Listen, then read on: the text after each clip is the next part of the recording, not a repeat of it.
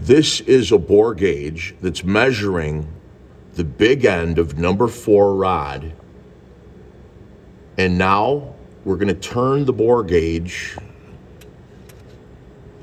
and we're going to see that we are now 2 thousandths larger where the connecting rod and the pounding is occurring right here at 12 o'clock on the rod's I-beam. Get a view of the I-beam going up in there. Lighting guy, get a shot of the motor up. Okay. And if we go back, we'll see that we're 0. We're 0, we're turning. We'll turn this again for a second time to the top where it's bigger. It's 2 thousandths bigger right there.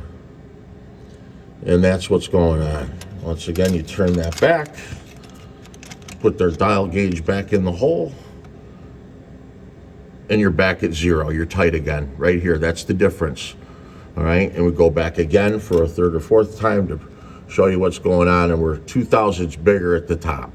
Thank you. There's your rod knock.